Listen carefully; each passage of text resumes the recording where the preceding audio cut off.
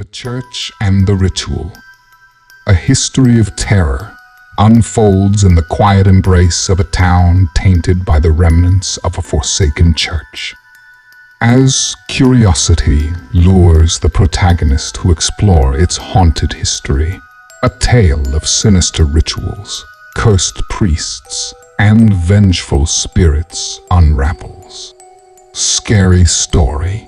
As part of my work, it is necessary to go out of the city.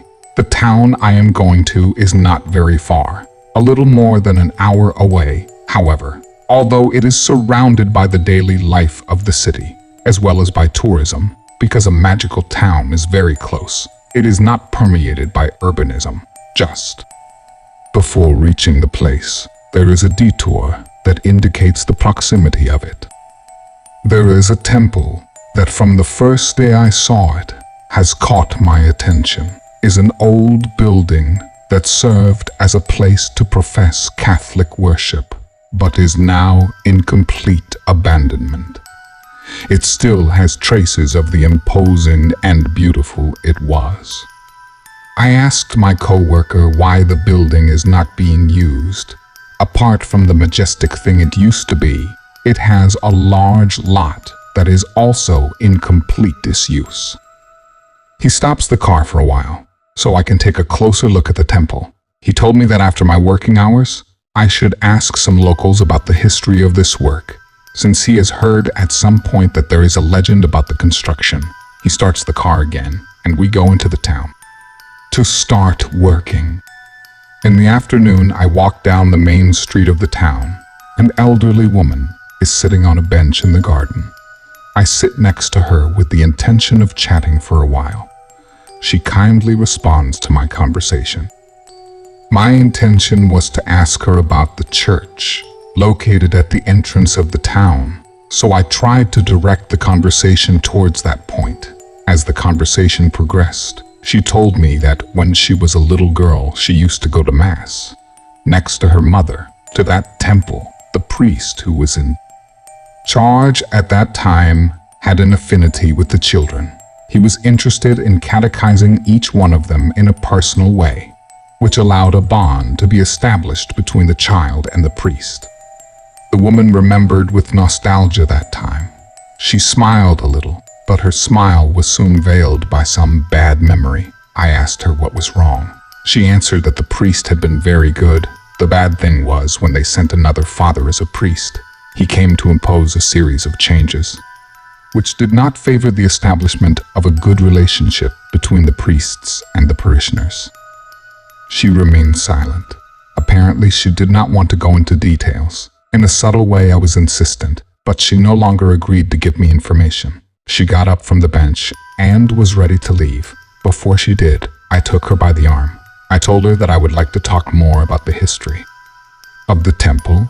She told me that it would be another time. Now it was necessary to leave. I was intrigued by the sudden change of attitude of the lady. First, I saw her willing to talk.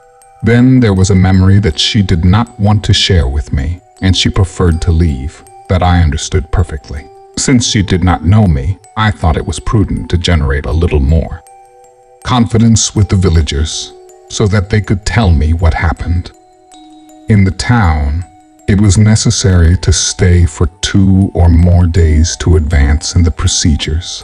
There was a house where we stayed. It had the necessary to cook, but the person in charge of the group made friends with several women of the town so that they could prepare the food for us. In this way, there was the possibility of knowing more about the place through the villagers themselves, and we did not lose time in making the food. That is how I became friends with Lydia. As the days went by, I was anxious to know more about the church. One day we arrived until nightfall. It took us longer than expected to analyze the urine samples. We stayed for dinner. At the end, we had a cup of tea. I took the opportunity to ask her about the old temple. She sighed and told me that it was something very long to tell, but if she was willing to stay until the end, she would tell me everything. Of course, I said yes. She told me that things got complicated when the new priest arrived to impose things with which they did not agree. And it was not that it was wrong, but that it was not part of their customs. For example, he no longer allowed the priest to give catechesis to the children. He explained that it was necessary to instruct people so that they would be the ones in charge of being in contact with the little ones.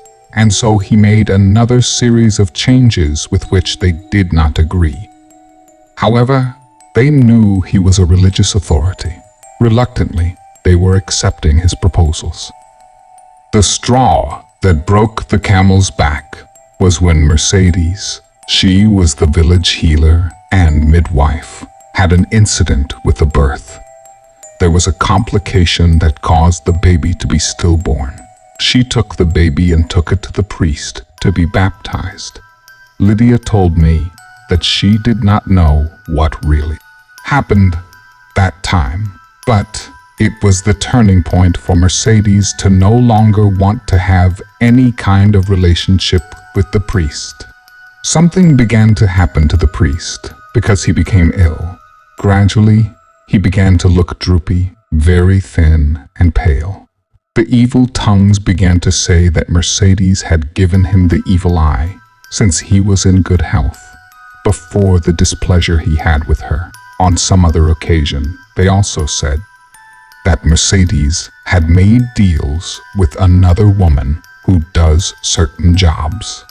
Lydia explained to me that in the village, there are people they call white witches. They try to help people. But there are also others they call black witches. They apply their knowledge to perform works that harm people. The question is that it is believed that they did something to the parish priest. The talk with Lydia was getting more and more interesting. She began to lower her voice. She told me to approach her. I don't know why, but I did. She told me that something very bad had been done to the priest, because his soul was still detained in that church. I explained to her that it was not that. What happened was that day that the church caught my attention, it was because I thought I had seen someone who was inside it, but I also thought that some young people must have gone there to hang out. Lydia answered me that at least those who are from the town and know the history do not go near the temple. For that reason, it is in a deplorable state. Nobody wants to touch the place, not even the extensive land in which one could plant some corn and beans. But it is believed that the curse can continue to whoever decides to use that space.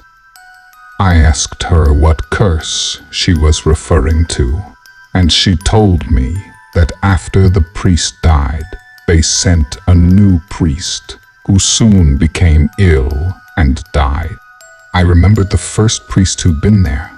She told me that he also got sick. His relatives took him away. They did not know what happened to him. They supposed that something bad happened to him because he did not return to the town, and he was very fond of all the villagers. She continued with her story. She told me that most people do not talk about that event, because they are afraid that the story will reach the ears of the spirit of the woman who is believed to have harmed the priest. I asked her how that was. What she meant, I did not understand at all well, because first she told me that the soul of the priest could not rest, then also the spirit of the one who harmed him. Lydia explained to me that when you cast an evil spell on a person chosen by God, it can turn against you. That is what happened to her. That is why people are convinced that there was an evil on her part. It was already very late. The conversation had dragged on. Lydia's husband sent for her, so it was necessary for me to say goodbye to her. I told her that at another time we would continue with the conversation. She agreed. I left her house. It was already very late, but I was not afraid. In fact, Lydia's house was a few streets away. I left calmly, trying to digest all the information she told me, when suddenly I saw that an animal was perched in a tree, or at least that's what I thought it was. I guessed it was an animal because the leaves of the tree moved strongly and made noise. Also, I heard a squawk that caused me fear. I walked faster. I was afraid that a wild cat or another type of beast could hurt me. Suddenly, I felt a very strong pain in my head. I could not distinguish what it was. Since it attacked me from behind, it was like claws that landed on my head. I tried to get it off my head without being able to do it. At a moment I pulled it, I felt the claws that were pulling my hair. I do not know how I did it, but I think I heard it because it ran away and left me alone. I tried to see what it was. The only thing I could see was a kind of bird, big, dark, and also strange. I arrived at the house. Only one of my companions was in the living room. He asked me what had happened to me. I told him roughly what had happened to me. He remained thoughtful. He told me that he had already heard something about the church, but he had never given credit to what they said. The imagination of the people of that town was exalted. Perhaps when he saw the state in which I was in, he began to believe me. We had not yet finished the conversation when I began to hear a noise outside. I stopped my partner to tell him what I'd heard. Indeed, it was a squawk. At the same time, that thing began to peck the glass of the room. It was not possible to see what it was, because in that town there was no street lighting, so it was difficult to see out. After a few minutes, everything was absolutely silent. We did not hear anything again. We went to rest. Although I had lost sleep, I sat on the bed to read for a while. Not much time had passed when I began to hear someone hovering outside. I had no intention of peeking out. I was already quite upset to have another surprise. The noises continued. I was attentive to everything I heard. The curtains of my window were very thin. I caught a glimpse of a kind of silhouette standing still. I am not convinced of what I saw, but fear invaded me. The next day, I continued with my daily work. Because of the type of work I do, it is necessary to be in constant contact with people. So soon I began to pay attention to the rumors of the people. They said that the spirit had returned. Someone else said that he had never left, just remained on standby, waiting for the right time. I could not concentrate on what the villagers were saying, because my work did not allow me to do so. So I stayed that way all day, with the uncertainty of knowing what they were referring to. On the way back to the house, I arrived again with Lydia.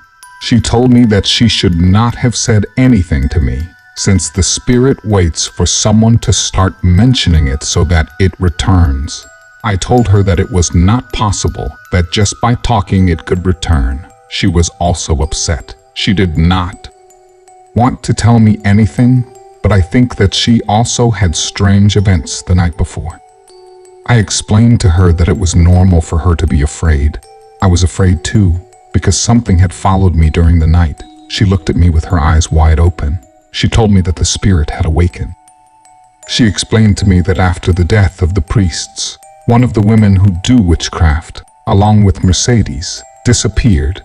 Nothing was heard of them. Most of the people thought they were afraid that the authorities would do something about it. That's why they fled. But her mother told her that. She did not believe that. According to the type of spell they did, surely their punishment was to be confined in the church. I questioned Lydia. I told her that it seemed paradoxical that they were there. It did not seem congruent to me. She answered me that everyone thought so, but that on several occasions some young people from the town entered the church, and very strange things began to happen. I asked her what things she was referring to. However, I do not know if she did not know how to tell me or did not want to do it. I left his house more confused. I did not understand how evil could take refuge in a church, which is supposed to be a blessed place. That night, I decided to open the curtain of the window. I was a little afraid, but I wanted to be sure of what I saw. After midnight, I was awakened again by a squawk coming from outside. As soon as I woke up, I saw a silhouette standing at the window. This time I could see it more clearly. There was a full moon. It was the figure of a woman. I knew it by her long hair that moved by the wind, and, as if it was her, a complicit began to blow stronger. It seemed that she was whispering with a macabre note. I remained seated on the bed without knowing what to do or think. The black shadow remained without moving, no matter that the rain started with a strong gale. I don't know if I imagined it, but I saw how that being began to go through the window. I felt that his intention was to be near me. I began to breathe heavily. Immediately, I felt as if they were suffocating my throat. However, I did not see hands that were pressing my neck. Only the black shadow remained watching me. Each time I felt that I lacked more air. An intense light illuminated the space for a moment, followed by a very strong roar. It was a lightning that apparently fell very close to the place. It was when I could see for an instant the face of that being. The cavities of the face were only 2 black holes. The moment I could see her, she disappeared. I stopped feeling that I was suffocating. With cautious steps, I approached the window. I did not put on my shoes. I felt the humidity of the floor when I touched it. There was a trace that someone had entered from outside. I did not take importance to the fact. Anyway, I saw through the window. On the fence there she was standing, attentive to me. With all my fear, I stayed watching her without knowing what to do. Another lightning illuminated the sky. She disappeared.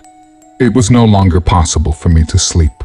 I stayed awake for the rest of the night, for a long time, attentive to the window, without anything else happening. I had the urgency to talk to Lydia and tell her the facts, but I needed to find the ideal moment to do it, because I didn't want to spend another night like that. I didn't know why that was happening. Maybe Lydia could help me. I was glad to know that we returned to the city. Until the following weekend, we would return to the town. On the highway, at the exit of the town, I saw the church again. A companion told me that if I wanted, we could go visit it. I said no. He slowed down the car so I could admire it better. From that distance, I saw as if someone was walking inside the construction. The church and the ritual, a horror story. I told my companion to stop the car. In reality, the road was very lonely.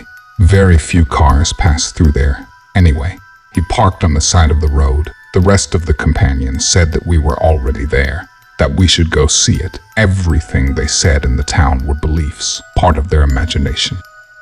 I told them that I was not going to do it. If they agreed, I would wait for them in the car. So I did. I stayed watching them as they crossed the brush and went into the temple. Suddenly, the wind began to blow. The kind that seems to whistle, as if it were a whisper I could make out a voice without understanding what it said.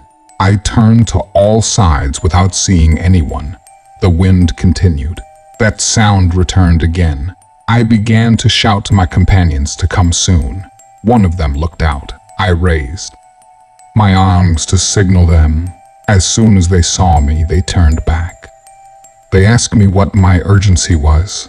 I was embarrassed to tell them everything that had happened. I thought they would make fun of me, but they noticed my nervousness. I told them everything that had happened. One of them, without saying anything else, told us to leave the place immediately. I asked them what they had found inside the church. They told me that only ruined furniture and worn walls. However, one of them said that, at the back of the church, which apparently was where the altar was, there was an inscription on the wall with red letters. He could not understand what they said, but he managed to take a picture of it. He showed it to us. It was really incomprehensible, but I think those words had some meaning. I was glad to get back home. I thought that for a few days, I could forget about what happened in the village. I decided to relax and rest. Very soon, I fell asleep. I began to hear again that someone was talking to me by name. In the distance, I saw a woman with a baby in her arms, with a small knife. She made a cut on his arm. With that blood, she wrote a ritual on the wall of the church. I woke up exalted. I had dreamed the same woman I had seen. I felt the dream so real that I could not distinguish if it was truth or fantasy. As I relaxed, I could reflect that the events I had lived had caused me to replicate them unconsciously. It was all a product of my mind. Anyway, the dream was gone, so I decided to watch some television. Outside, I could hear the rain starting. It was a thunderstorm. I heard as if something had fallen in the kitchen. I did not give it importance, because sometimes you hear sounds from neighboring houses, which seemed to happen there. However, again, I heard a louder noise. I got up to find out what caused it. As I walked towards the hallway, I felt the floor damp. I thought that maybe it was a leak in the roof, when suddenly I saw someone standing at the back of the kitchen watching me attentively. This time it was not a woman, or I could not tell clearly. It was a dark and shadowy entity, because at the moment I saw it, a shadowy bleating began to be heard. That was when I understood that something had followed me to my house. I locked myself in my room. I didn't know what to do, but the bleating was getting closer and closer. The strange thing is that sometimes it was confused with the cry of a baby. I could no longer stay in my room. Because of the shape of the window, it is possible to get out through it. Without thinking, I escaped that way. Although it was raining, I did not care. I dialed one of my friends. I asked for an Uber, and I left my house. My friend received me worried. I thought that the dark shadow would follow me there, but it was not like that. I could not get calm. She tried to reassure me. She gave me a tea. She told me that first thing in the morning we would go to a psychic. She would help us. My friend gave me clean and dry clothes. I could not fall asleep, only for a while, but I woke up with the uncertainty of seeing the shadow again. The next day, I went to the woman she recommended. As soon as I arrived, she told me that I was full of negative energies. She did a strange ritual, while in a low voice, she prayed unknown prayers. When she concluded, she told me that a spirit was trying to attach itself to my being. It wanted to use my body and my energy to be able to live through me. I asked her how it was possible. She asked me to be very careful. She gave me a series of protections, which, according to her, were going to prevent those beings from chasing me. In addition, she told me to go as far as possible to the church, to grab some holy water, put it mainly on my head and in my heart. This would serve as a barrier to protect my thoughts and emotions. I did as she told me. I can't deny that I was skeptical, but as I performed the actions she told me, the dreams and apparitions went away. I still occasionally have a bad dream, but it doesn't go beyond that. I think those spirits are trying to invade my mind without succeeding. I also decided not to go to work in that town anymore. Thank you for joining us for this spine-tingling story. We hope you found it both thrilling and thought-provoking. If you enjoyed this video, please consider participating in our channel by subscribing, liking, and sharing it with your friends. Your support goes a long way in helping us create more engaging content for you. Goodbye, and may you always tread carefully in the world of the unknown.